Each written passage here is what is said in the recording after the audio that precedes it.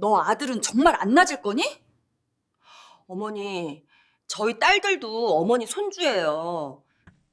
오늘 제가 들려드릴 이야기는 우리 시대의 많은 며느리들이 겪는 현실적인 고통과 그 속에서 피어난 한 여성의 용기에 대한 이야기입니다. 숨막히는 가족의 기대 속에서 그녀는 어떻게 자신과 아이들의 행복을 지켜냈을까요? 이 이야기는 여러분의 마음을 깊숙이 파고들었다가 마지막에는 시원한 통쾌함을 선사할 것입니다. 자, 이야기가 시작되기 전에 오늘 이야기가 재미있을 것 같다고 느끼셨다면 미리 구독과 좋아요 버튼을 살짝 눌러주세요. 그럼 이제 긴장감 넘치는 사연 속으로 들어가 보겠습니다. 재미있게 읽어주세요. 결혼 5년 차 저는 세상 그 무엇과도 바꿀 수 없는 2명의 보석 같은 딸들을 낳은 며느리였습니다. 남편은 자상했고 아이들은 사랑스러웠죠. 겉으로 보기엔 완벽한 가정이지만 제 마음속 깊은 곳에는 언제 터질지 모르는 아들 손주라는 시한폭탄이 숨겨져 있었습니다. 시댁을 방문할 때마다 시부모님의 모든 말과 행동 속에서 저는 압박감을 느꼈습니다. 딸들을 안아주시면서도 그 눈빛 속에는 다음은 아들이어야 하는데라는 무언의 기대가 무겁게 드리워져 있었죠. 저는 마치 제 인생의 가장 중요한 숙제인 아들 출산을 끝내지 못한 미완성된 며느리처럼 느껴지곤 했습니다. 그 압박감은 저를 서서히 옥죄어 왔고 저의 존재 가치마저 흔들리게 했습니다. 제가 웃고 있어도 속으로는 끊임없이 되뇌어야 했습니다. 내가 이 굴레에서 벗어날 수 있을까? 이 무거운 기대와 압박이 앞으로 제 가정과 제 삶에 얼마나 큰 파장을 불러일으킬지 여러분도 함께 지켜봐 주시겠어요? 제가 결국 이 굴레를 어떻게 벗어 던질지 혹은 무너질지 그 긴장감 넘치는 이야기가 이제 막 시작됩니다. 결혼 후 5년 동안 저는 시댁 식구들에게 완벽한 며느리가 되기 위해 제 모든 것을 쏟아부었습니다. 매번 정성스럽게 음식을 준비했고 시부모님 말씀에 토달지 않으며 순종적인 모습을 보이려 노력했죠. 하지만 저의 성실함이나 노력과는 무관하게 시부모님의 눈빛은 저를 여전히 미완의 존재로 대하는 듯 했습니다. 명절이나 제사 같은 집안의 중요한 행사에서 제가 아무리 애를 써도 저의 곁에는 딸들만 있다는 사실이 그림자처럼 따라다녔죠. 특히 시아버님께서는 저를 바라보실 때마다 알 수 없는 깊은 한숨을 내쉬곤 하셨습니다. 그 한숨 속에는 우리 집안의 대를 이을 장손이 없구나라는 메시지가 담겨 있는 것 같았습니다. 식사 자리에서 챙겨주시는 따뜻한 반찬 속에서도 저는 늘 가슴이 싸늘해지는 기분을 감출 수 없었습니다. 그 압박은 물리적인 힘이 아니었지만 정신적으로 저를 끊임없이 짓눌렀습니다. 마치 저는 아들 손주를 생산하기 위해 존재하는 며느리 역할만 부여받은 듯한 기분이 들었죠. 이 불안감은 시간이 갈수록 저의 일상에 깊숙이 침투하기 시작했습니다. 어느 주말 시댁에서 다 함께 오붓하게 저녁 식사를 하던 중이었습니다. 시아버님께서 숟가락을 내려놓으시더니 아주 자연스러운 듯 남편의 어린 시절 일화를 꺼내기 시작하셨죠. 우리 아들은 어릴 때부터 씩씩해서 친구들 사이에서도 늘 대장 노릇을 했지. 넘어져도 울기는커녕 벌떡 일어나는 배포가 있었어. 칭찬으로 시작된 이야기는 점점 위험한 방향으로 흘러갔습니다. 역시 남자아이가 있어야 집안이 든든한 법이야. 아들이 있어야 어깨에 힘이 들어가지. 대가 끊기지 않는다는 안도감이 얼마나 큰지 너희는 모를 거다. 그 말씀은 분명 제 남편을 향한 것이었지만 그 문장 끝에 아들이 있어야라는 네 글자는 제 가슴에 꽂히는 비수와 같았습니다. 저는 당황했지만 애써 태어난 척 남편에게 어머, 당신 어릴 때 그랬어요? 라며 웃어 보였습니다. 하지만 속은 이미 상처로 가득 차 피를 흘리는 듯 했죠. 시부모님은 제가 이 상황에 대해 어떤 감정을 느끼는지 전혀 모르시는 듯 계속해서 아들의 중요성을 강조하셨습니다. 옆에 앉아 밥을 먹던 큰딸이 갑자기 숟가락을 만지작거리며 눈치를 보는 것을 발견했을 때 저는 더 큰 충격을 받았습니다. 이 무거운 압박감이 벌써 어린 아이들에게까지 전달되고 있었던 것입니다. 시아버님의 말씀이 끝나자마자 시어머님은 기다렸다는 듯이 나도 친정에서 귀하게 자랐지만 우리 아들 키우는 기쁨은 또 다르지. 며느리도 그 기쁨을 누려야 할 텐데라며 제게 은근한 시선을 던지셨습니다.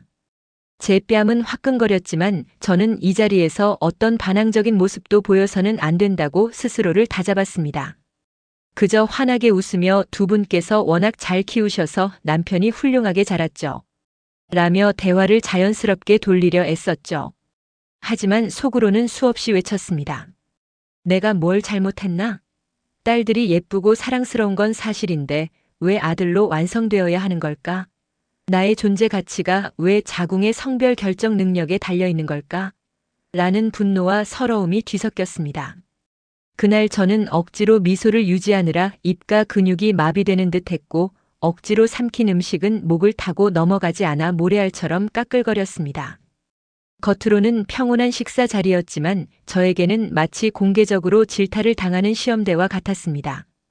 집에 돌아와서도 그날의 시선과 말씀들이 머릿속을 떠나지 않았고 저는 혼자 몰래 화장실에서 눈물을 훔쳐야 했습니다. 저녁 식사 후 집으로 돌아가는 차 안은 숨막히는 침묵으로 가득했습니다. 남편은 운전대를 잡고 있었지만 그의 표정은 굳어 있었고 핸들을 쥔 손에는 힘줄이 도드라져 있었습니다. 한참 후 그가 조심스럽게 입을 열었습니다. 여보, 미안해. 어머니, 아버님이 그냥 옛날 분들이라 그러신 거야. 당신 마음 상하게 하려는 의도는 아니었을 거야. 제발 너무 신경 쓰지 마. 저는 남편의 말에서 진심 어린 미안함과 동시에 이 상황을 회피하고 싶어하는 무력감을 동시에 느꼈습니다. 저는 알고 있었습니다. 남편 역시 부모님의 기대와 아내의 상처 사이에서 심각하게 괴로워하고 있다는 것을요. 그는 저를 깊이 사랑했지만 동시에 오랜 세월 집안의 장남으로 살아오면서 짊어진 효라는 무거운 짐을 쉽게 내려놓지 못했습니다. 신경 안 쓰고 싶어도 그게 되나요? 내가 마치 죄인이라도 된 것 같은 기분이 드는데. 제 목소리는 떨렸고 남편은 더 이상 아무 말도 할 수 없었습니다. 그는 저와 부모님 사이에서 샌드위치처럼 끼어버린 채 어느 쪽에도 힘을 실어주지 못하는 무능한 모습에 스스로 좌절하고 있었죠. 그도 이 상황의 피해자였지만 저에게는 그 무력함마저 야속하게 느껴졌습니다. 얼마 후 시댁에 대규모 친척 모임이 있었습니다. 설 명절이나 추석 같은 큰 행사는 아니었지만 이 모임은 시부모님의 아들 손주 압박이 가장 노골적으로 드러나는 장소였죠. 마치 공식적인 아들 공개 신문 자리 같았습니다. 친척들이 한 명씩 저를 훑어보며 덕담 아닌 덕담을 건넸습니다. 시고모님 한 분은 제게 다가와 제 팔을 툭 치며 웃었습니다. 어머, 둘째도 공주님이야? 에구, 아들 욕심이 없나 보네. 장남인데 그래도 아들 하나는 있어야 되지 않겠어?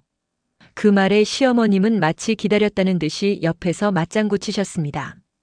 아유, 저희도 그래야 할 텐데 말이에요. 저희 아들이 얼마나 훌륭한데요. 그대를 이을 아들이 있어야 마음이 놓이죠. 주변의 모든 친척들이 동조하는 듯 고개를 끄덕였고 저는 수십 개의 시선이 모두 제게 꽂히는 듯한 압박감을 느꼈습니다. 제 뺨은 화끈거렸고 심장이 쿵쾅거려 숨을 제대로 쉴 수 없었습니다. 저는 애써 미소를 지었지만 속으로는 제가 뭘 잘못했나요? 이 아이들이 부족한가요? 라고 소리치고 싶었습니다. 이 모임은 저에게 침묵의 장이 아니라 저의 불완전함을 확인시켜주는 잔인한 심판대였습니다. 모임을 마치고 집에 돌아와 저는 큰딸을 조용히 방으로 불렀습니다. 아이는 제 기분을 살피는 듯 눈치를 보는 모습이 역력했죠. 저는 딸의 작은 손을 잡고 조심스럽게 말했습니다. 나윤아, 아까 친척들이 했던 말들 마음에 담아두지 마. 엄마가 힘들어도 억지로 웃어야 했단다. 사람들이 하는 나쁜 말은 그냥 바람이라고 생각하고 흘려보내야 해. 딸은 제 무릎을 안고 걱정스러운 눈빛으로 올려다봤습니다. 아이의 눈빛은 이미 어른들의 대화를 충분히 이해하고 상처받았음을 보여주고 있었습니다. 엄마, 할머니가 왜 자꾸 동생은 남자여야 한다고 해? 나는 여자라서 싫어? 천진난만한 딸의 질문에 저는 할 말을 잃었습니다. 이 아이에게까지 어른들의 구시대적인 압박감과 성차별적인 인식이 전가되고 있었다는 사실이 너무나 미안하고 가슴 아팠습니다. 저는 딸을 품에 꼭 안고 눈물을 참았습니다. 하지만 아이가 잠든 후 저는 방으로 들어가 소리 없는 울음을 터뜨렸습니다.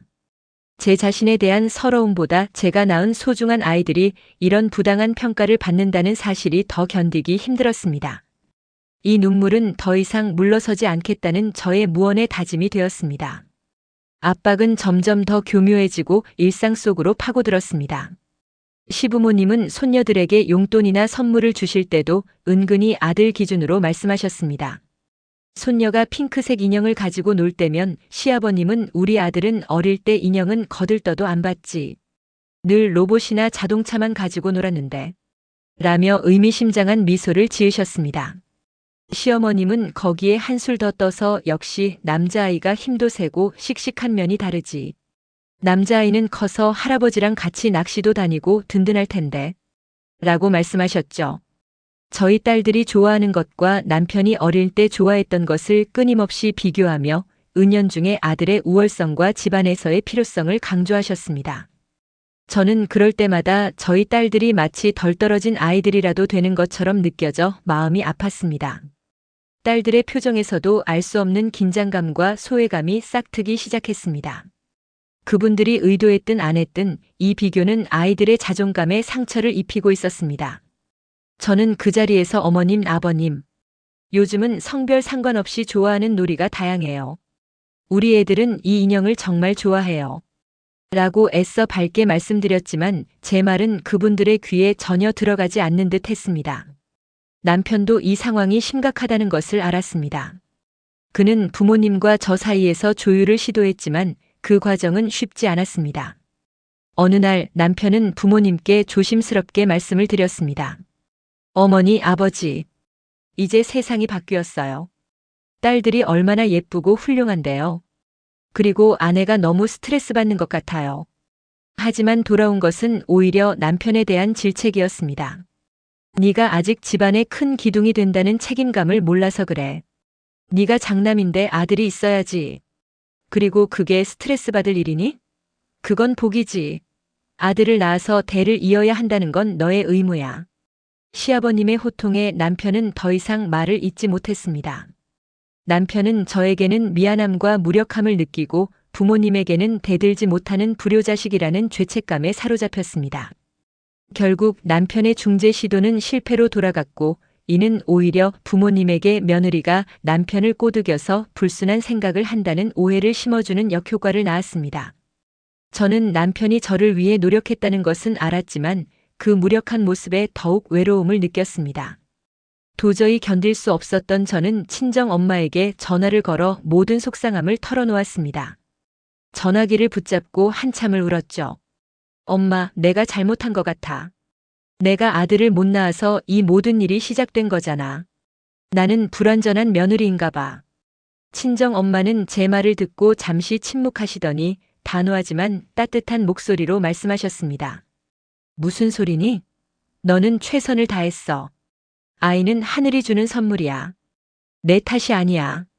너는 2번이나 귀한 생명을 낳은 훌륭한 엄마다. 그저 구시대적인 사고방식이 낳은 폭력이 문제인 거지. 네가 문제가 아니야. 네가 가장 사랑해야 할 사람은 네 자신과 네 딸들이야. 엄마의 그 말 한마디는 저에게 큰 위로가 되었습니다. 저를 향한 세상의 비난 속에서 친정 엄마만이 저를 온전히 지지하고 옹호해주는 방패가 되어주셨습니다. 저는 눈물을 닦고 그래, 내 탓이 아니다. 나는 내 가족을 지켜야 한다는 새로운 다짐을 했습니다. 시댁 문제로 인한 스트레스가 극에 달하자 저희 부부의 관계에도 미세한 금이 가기 시작했습니다. 어느 날 밤 남편이 또다시 시댁 문제에 대해 소극적인 태도를 보이자 저는 참지 못하고 소리쳤습니다. 당신이 좀 더 단호하게 우리 입장을 말해줬어야지. 왜 늘 나만 희생해야 해? 당신 부모님인데 당신도 책임이 있잖아. 남편은 지친 목소리로 맞섰습니다. 내가 뭘 더 어떻게 해? 부모님께 대들어서 집안 분위기를 엉망으로 만들라는 거야? 나도 이러고 싶지 않아. 저희 부부는 서로를 사랑했지만 시댁의 압박이라는 거대한 벽 앞에서 서로를 이해하지 못하고 깎아내리기 시작했습니다. 그날의 말싸움은 우리 부부 관계에 큰 갈등의 씨앗을 뿌렸습니다. 저는 남편의 방관적인 태도에 실망했고 남편은 저의 감정적인 비난에 상처를 받았습니다. 저희는 이 문제를 해결하기 위해 손을 잡는 대신 서로를 향해 날을 세우기 시작했던 것입니다. 이 갈등은 앞으로 다가올 큰 변화의 전조였습니다. 남편은 이 문제로 인해 하루하루 감정적으로 피폐해져 갔습니다. 그는 직장에서의 업무 스트레스 외에 집안 문제로 인한 심각한 정신적 부담감을 느꼈습니다. 그는 부모님께 불효하는 아들이 되고 싶지 않았고 아내에게 상처를 주는 남편도 되고 싶지 않았죠. 이 딜레마 속에서 남편은 며칠 밤을 잠 못 이루고 술에 의존하는 모습을 보였습니다. 그의 눈은 늘 충혈되어 있었고 어깨는 무거웠습니다. 저는 남편이 괴로워하는 모습을 보며 안쓰럽기도 했지만 동시에 저렇게 괴로우면서도 왜 단호하게 결단을 내리지 못할까? 라는 원망도 함께 느꼈습니다. 제가 그에게 모든 짐을 지울 수는 없었지만 이 문제의 근본적인 해결책은 결국 남편이 장남으로서 부모님께 우리의 입장을 명확히 전달하는 것이라고 생각했기 때문입니다. 남편은 이 상황에서 벗어나고 싶어 했지만 수십 년간 쌓아온 장남으로서의 의무감과 책임감은 그를 꼼짝 못하게 묶어두고 있었습니다. 시부모님의 압박은 이제 노골적으로 저희 딸들에게 향했습니다. 시부모님은 손녀들이 예쁜 옷을 입거나 재롱을 부릴 때도 늘 마지막에는 아들이라는 잣대를 들이대셨죠. 손녀가 춤을 출 때면 시아버님은 우리 아들은 어릴 때 인형의 집을 지어줬더니 망치로 다 부쉈지. 역시 남자아이는 튼튼하고 활동적이어야 해. 라고 말씀하셨습니다. 그 말씀은 저희 딸들이 노는 방식이나 성향이 잘못되었다는 무언의 메시지였습니다. 저는 딸들의 자존감이 이 구시대적인 잣대에 의해 훼손되는 것을 더 이상 두고 볼 수 없었습니다. 저는 그럴 때마다 딸들의 손을 꼭 잡으며 시부모님이 안 계실 때 수백 번 이야기해 주었습니다. 너희가 가장 예쁘고 너희가 좋아하는 것이 가장 좋은 거야. 할아버지, 할머니 말씀에 신경 쓰지 마. 너희는 그 자체로 완벽해. 저는 딸들에게 외부의 압력으로부터 자신을 지킬 수 있는 방패가 되어주고 싶었습니다. 이 순간 저는 며느리가 아닌 엄마로서의 본능으로 이 문제를 해결해야 한다는 강력한 동기를 얻게 되었습니다. 이 모든 압박과 갈등 속에서 저의 멘탈은 심각하게 흔들리기 시작했습니다. 저는 끊임없이 제 자신을 의심하는 루프에 갇혔죠.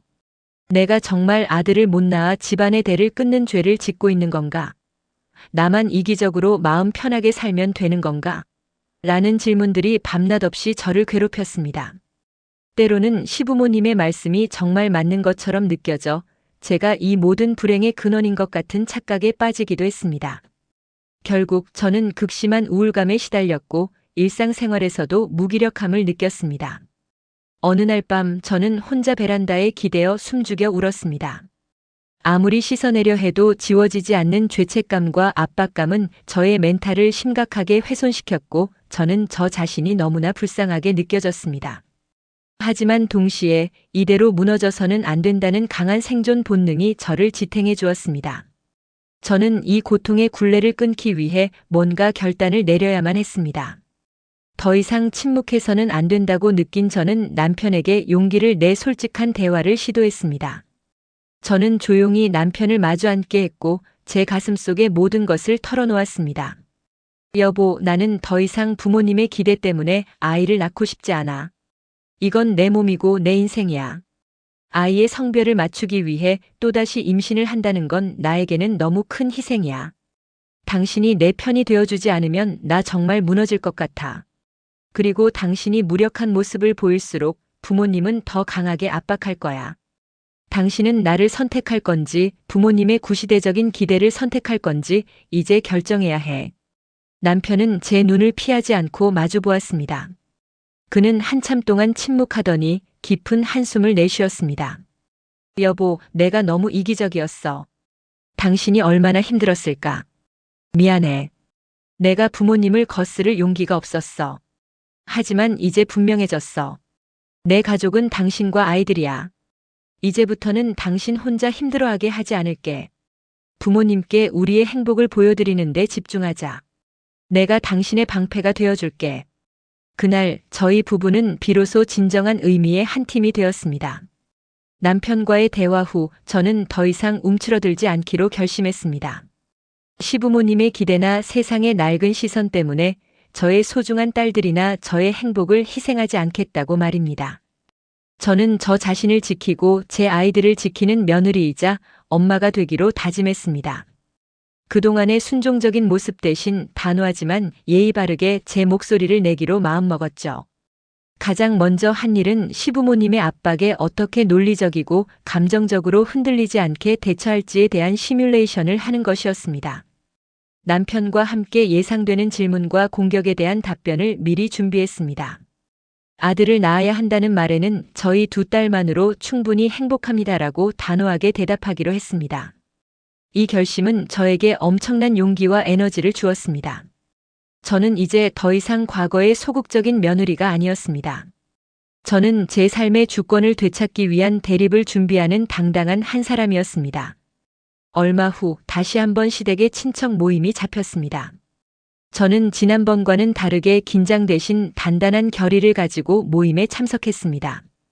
예상대로 시어머님은 제게 다가와 은밀하게 속삭이듯 말씀하셨죠.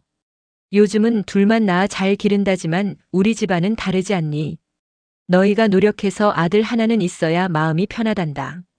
장남 집안의 체면도 생각해야지. 저는 그 말을 듣는 순간 가슴이 철렁 내려앉는 대신 오히려 차분해졌습니다. 주변 친척들의 시선이 느껴졌지만 저는 당황하지 않고 미소를 지었습니다. 하지만 이번에는 남편이 먼저 나섰습니다. 남편은 어머니, 이제 그런 말씀은 안 하셨으면 좋겠어요. 저희는 2딸만으로 충분하고 아내가 스트레스를 받고 있어요. 라고 조용하지만 단호하게 부모님께 전달했습니다. 시어머님은 아들의 예상치 못한 반응에 당황하셨고 모임 내내 긴장감은 더욱 고조되었습니다. 저는 남편의 용기 있는 행동에 힘을 얻었고 이제 우리가 함께 이 문제를 헤쳐나갈 수 있다는 확신을 가졌습니다.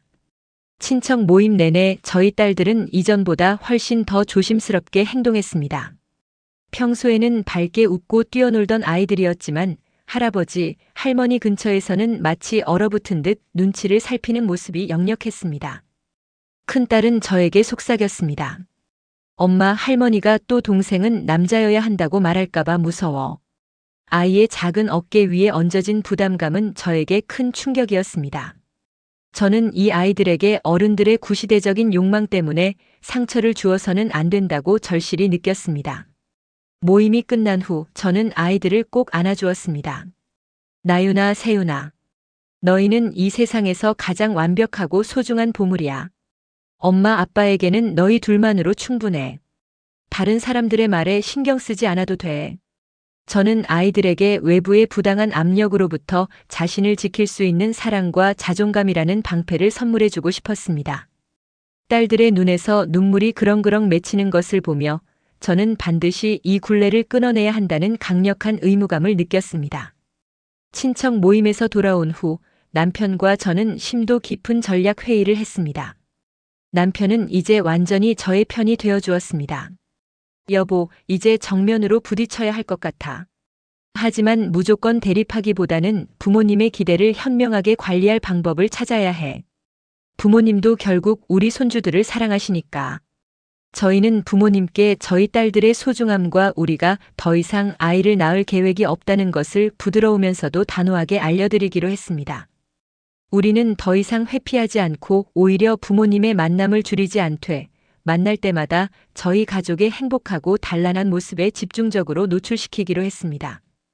또한 부모님께서 아들, 손주 이야기를 꺼내실 때마다 남편이 바로 나서서 주제를 바꾸는 방식으로 대응하기로 했죠. 이 전략은 부모님의 기대를 완전히 꺾지는 못하더라도 저희 부부와 아이들에게 가해지는 압박을 최소화하고 결국은 현실을 받아들이도록 유도하는 시간 벌기 작전이었습니다. 우리는 이 문제를 함께 해결할 수 있다는 확신으로 가득 찼습니다. 전략을 짜는 과정에서도 저희 사이에 근본적인 의견 충돌이 발생했습니다. 제가 단호하게 말했죠. 우리가 아이를 더 갖는 건 이제 절대 안 돼. 나는 내 몸과 마음을 희생하면서까지 집안의 대를 이을 생각은 없어. 하지만 남편은 망설이는 듯 했습니다. 나도 당신 마음 알아. 하지만 부모님은 아들, 손주를 간절히 바라셔. 내가 장남으로서의 의무를 완전히 저버리는 건 쉽지 않아. 혹시 나중에 후회하지 않을까? 남편의 말에 저는 다시 실망했습니다. 당신, 나에게 후회할지 모를 또 다른 희생을 강요하는 거야? 부모님의 기대와 나의 행복 중 무엇이 더 중요한지 아직도 고민하는 거야? 더 이상 아이를 낳고 싶지 않은 며느리와 부모님의 기대를 저버리기 힘든 장남 사이에 깊은 골이 다시 한번 생겼습니다. 남편은 저의 단호함 앞에서 자신의 나약함을 인정해야 했고, 저는 남편의 미련 앞에서 다시 한번 외로움을 느꼈습니다. 이 근본적인 문제, 즉 더 이상의 출산은 없다는 점에 대해 남편이 100% 확신을 갖지 못하면 저희의 전략은 실패할 수밖에 없었습니다. 부부 갈등을 봉합하고 저희는 시부모님 댁을 방문했습니다. 저는 이번 방문에서 작은 분위기 조율 반전을 시도했습니다. 아들 이야기 대신 일부러 남편과 아이들에게 더 밝고 애정 어린 모습을 보여주었습니다. 시부모님과의 대화에서도 저희 딸들이 얼마나 영특하고 사랑스러운지, 그리고 남편이 저를 얼마나 잘 챙겨주는지에 대한 긍정적인 이야기를 꺼냈습니다. 어머님, 아버님, 요즘 남편이 제게 너무 잘해줘서 제가 세상 다 가진 기분이에요. 두 분께서 워낙 잘 키우셔서 이런 자상한 남편이 생긴 거겠죠. 라고 진심을 담아 말했죠. 제 의도는 우리는 이미 딸들과 남편으로 충분히 행복하다는 메시지를 간접적으로 전달하는 것이었습니다. 순간적으로 시부모님의 얼굴에서 굳은 표정이 조금 풀리는 것을 보았습니다. 저의 긍정적인 에너지는 그분들의 아들에 대한 강박적인 생각의 틈을 잠시 비집고 들어가는 듯 했습니다. 신기하게도 그날은 시부모님의 태도가 잠시 부드러워졌습니다. 시어머님은 저의 손을 잡고 그래, 내가 우리 아들 잘 내조하고 우리 예쁜 손녀들 잘 키워줘서 고맙다. 라고 말씀하셨죠. 그날은 아들 손주 이야기가 단 한 번도 나오지 않았습니다. 그 한마디는 비록 아들에 대한 기대가 완전히 사라진 것은 아니었지만 저에게 잠시 숨 쉴 틈을 주었고 저의 마음을 조금 녹였습니다. 저는 이제 드디어 변화의 씨앗이 심어지는 걸까라는 작은 희망을 품었습니다. 남편도 저에게 속삭였습니다. 여보, 당신이 분위기를 잘 이끌어줬어. 부모님도 결국 우리가 행복한 것을 바라실 거야. 저희는 이 작은 변화를 긍정적인 신호로 받아들이고 앞으로도 저희의 단란한 모습을 꾸준히 보여주기로 했습니다. 하지만 그 작은 희망은 오래가지 못했습니다. 며칠 후 시댁과 친분이 두터운 동네 이웃 아주머니가 저희 집을 찾아와 시어머님과 대화를 나누었습니다. 아주머니는 저희 가족이 듣는 앞에서 무심하게 말했습니다. 아이고, 댁 아드님은 장남이신데 둘째도 딸이라면서요? 요즘 세상에 그래도 되는 이으셔야죠. 사위 집이야 괜찮지만 장남 집은 다르잖아요. 아기는 없었겠지만 이웃의 무심한 말 한마디는 시부모님의 잠잠했던 아들 손주에 대한 불씨를 다시 활활 타오르게 만들었습니다. 시어머님은 그 말에 큰 충격을 받은 듯 했고 그날 저녁 바로 저희에게 전화를 걸어 주변 사람들이 다 걱정한다. 이러다 집안대가 끊길까 무섭다. 라며 압박을 재등장시켰습니다. 이 예상치 못한 외부 사건은 저희가 힘들게 쌓아 올린 평화를 한순간에 무너뜨렸습니다. 외부 압력으로 인해 갈등이 재점화되자 남편은 더 이상 망설이지 않았습니다. 그는 저에게 진심으로 사과하며 말했죠. 여보, 내가 당신을 지켜줘야 해. 더 이상 이 문제로 당신이 힘들어하는 것을 두고 볼 수 없어. 내가 부모님께 단호하게 말씀드릴게. 우리는 한 팀이야. 부모님의 기대를 우리의 의무로 받아들이지 말자. 남편은 부모님께 직접 전화를 걸어 저희의 입장을 단호하게 전달했습니다. 어머니, 아버지, 저희는 더 이상 아이를 낳을 계획이 없습니다. 그리고 저희 아이들에게 성별 때문에 압박을 주는 일은 없었으면 좋겠습니다. 저희는 두 딸만으로 충분히 행복합니다. 남편의 확신에 찬 목소리는 저에게 큰 힘이 되어 주었고 이 순간 저희 부부는 비로소 어떤 외부의 압력에도 흔들리지 않는 단단한 방패가 되었습니다. 시댁과의 긴장된 대립 후 저는 딸들과 함께하는 소소한 순간들에서 가장 큰 행복과 힘을 얻었습니다. 작은 딸이 제 무릎에 기대어 잠든 모습, 큰 딸이 서툰 글씨로 엄마 사랑해. 엄마가 최고야라고 쓴 쪽지를 발견했을 때 저는 눈물이 핑 돌았습니다. 저는 이 아이들을 낳고 기른 것이 제 인생의 가장 큰 축복이자 선물임을 다시 한번 깨달았습니다. 아이들의 순수한 사랑과 미소는 저에게 아들이라는 굴레를 깨부술 수 있는 용기와 에너지를 주었습니다. 저는 딸들을 품에 꼭 안고 속삭였습니다. 너희가 바로 엄마의 기둥이고 엄마의 대를 잇는 존재야. 이 교감의 순간은 저에게 외부의 압박보다 저희 가족 내부의 행복과 사랑이 훨씬 더 중요하다는 것을 일깨워 주었습니다. 남편의 단호한 선언에도 불구하고 시부모님은 쉽사리 물러서지 않으셨습니다. 결국 시댁과의 정기적인 모임에서 시부모님은 다시 한번 아들 손주 이야기를 꺼냈습니다. 너희가 젊으니까 아직 모른다. 나이 들어봐라. 집안에 아들이 없으면 얼마나 허전한지. 너희가 노력을 좀 더 해봐야지. 우리 집안에 아들이 끊기면 안 돼. 시어머님은 울먹이는 듯한 목소리로 감정에 호소했고 긴장감은 다시 최고조로 상승했습니다. 저는 남편이 나섰음에도 불구하고 다시 압박이 들어오자 역시 이분들은 변하지 않는구나라는 절망감과 함께 분노를 느꼈습니다. 저는 이 상황이 더 이상 남편에게만 맡겨둘 문제가 아님을 깨달았습니다. 이제는 제가 직접 나서서 이 문제를 영구적으로 종식시켜야 할 때가 왔음을 직감했습니다. 저와 남편 모두 정신적으로 지쳐가는 한계 상황에 다다랐습니다. 남편은 부모님과의 갈등을 피하고 싶어 했지만 저를 잃을까 두려워했습니다. 저는 더 이상 희생할 수 없다는 생각에 하루하루를 버티고 있었습니다. 남편은 여보 미안해. 내가 다시 한번 말씀드려 볼게. 라고 말했지만 저는 남편을 막았습니다. 아니요 여보. 이제는 제가 직접 말씀드릴게요. 당신이 아닌 제가 이 문제의 최종 결정권자라는 것을 확실히 보여드려야 해요. 저희 부부는 서로를 마주보며 이 대립이 저희 가족의 미래를 결정할 마지막 기회임을 알았습니다. 저희는 서로의 손을 잡고 이 폭풍우를 함께 견뎌내기로 약속했습니다. 저희의 단합은 외부 압력에 맞설 수 있는 가장 강력한 무기였습니다. 저는 단호하지만 정중하게 대응하기 위해 준비했습니다. 시댁의 가치관을 무시하는 것이 아니라 저와 제 가족의 행복과 선택을 지키기 위한 결정적 반격이 필요했습니다. 저는 마음속으로 준비한 결정적인 한마디를 수백 번 되뇌었습니다. 저는 제 몸 상태에 대해 알게 된 하나의 비밀을 가지고 있었고 이 비밀이 이 모든 상황을 종결시킬 가장 강력한 카드가 될 것임을 알고 있었습니다.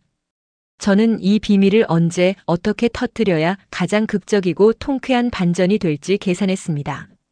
저는 더 이상 무력한 며느리가 아니었습니다.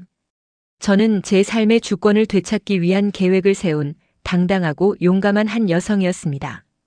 다음 가족 모임 분위기는 이전보다 훨씬 무거웠습니다. 시어머님이 또다시 눈물을 글썽이며 아들 손주 이야기를 꺼내며 저에게 압박했습니다. 네가 장남집 며느리로서 책임감을 가져야지. 우리 아들이 얼마나 외로울까. 저는 심호흡을 하고 시부모님을 똑바로 바라보며 단호하지만 예의 바르게 말했습니다. 어머님, 아버님. 죄송하지만 저는 더 이상 아이를 낳을 계획이 없습니다. 저희에게는 예쁜 두 딸만으로 충분히 행복하고 이 아이들에게 집중하고 싶습니다. 저희 가족의 행복은 저희가 지키겠습니다. 제 단호한 말에 시부모님은 충격을 받은 듯 침묵했습니다. 시아버님의 얼굴은 붉어졌고 분위기는 폭발 직전의 긴장감에 휩싸였습니다. 저는 주먹을 꽉 쥐었습니다. 제가 말씀드린 이 결정은 어떤 경우에도 번복되지 않을 것입니다. 모두가 침묵에 잠긴 순간 저는 조용히 미소를 지으며 남편의 손을 잡고 말했습니다. 시부모님의 시선은 저에게 고정되어 있었습니다. 하지만 아버님, 어머님, 방금 제가 말씀드린 더 이상 아이를 낳을 계획이 없다는 말은 사실 넷째를 가질 계획이 없다는 뜻이었습니다. 시부모님은 무슨 말을 하는 건지 이해하지 못하는 표정으로 저를 바라보았습니다. 저는 눈물을 참으며 이어갔습니다. 저는 셋째를 임신했습니다.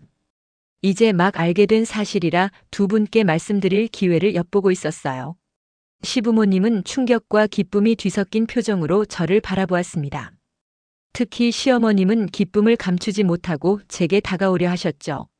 하지만 저는 시어머님의 손을 부드럽게 잡으며 마지막 말을 던졌습니다. 하지만 중요한 것은 이 아이가 아들이든 딸이든 상관없이 저희에게는 소중한 아이입니다. 만약 이 아이의 성별 때문에 저에게 조금이라도 부담을 주시거나 아이들에게 압박을 주신다면 저희는 이 아이를 키우는 행복에만 집중하기 위해 잠시 거리를 둘 수밖에 없습니다. 저희는 아이의 성별이 아니라 아이 자체를 사랑하고 싶습니다. 이제 두 분께서도 저희의 결정을 존중해 주시리라 믿습니다. 시아버님은 그제야 길게 한숨을 내쉬더니 고개를 끄덕였습니다. 긴장과 통쾌감이 극대화되는 순간이었습니다. 그날의 충격적인 반전 후 시부모님은 완전히 달라지셨습니다. 저의 단호함과 제가 가진 비밀이 그분들의 가치관을 근본적으로 흔든 것입니다. 물론 저희의 셋째는 예쁜 딸이었습니다. 하지만 시부모님은 더 이상 성별을 언급하지 않으셨고 새 손녀를 공평하고 넘치게 아껴주셨습니다. 그분들도 비로소 깨달으신 것이죠. 집안의 대를 잇는 것은 아들이라는 성별이 아니라 사랑으로 뭉친 가족 그 자체라는 것을요. 저는 당당하게 저의 선택과 가족 행복을 지켰고 시부모님도 변화하셨습니다. 남편은 저의 가장 든든한 지지자가 되었고 저희 부부와 새 아이들 모두 평화와 안정을 찾았습니다. 저는 이제 비로소 완벽한 며느리가 아닌 완벽한 엄마이자 제 삶의 주권을 가진 한 사람으로 살게 되었습니다. 시청자분들께서도 억압적인 기대 속에서 벗어나 자신의 행복을 우선하는 용기를 가지시길 바랍니다. 오늘 영상이 좋았다면 구독과 좋아요, 그리고 따뜻한 댓글 부탁드립니다. 오늘도 시청해주셔서 감사합니다.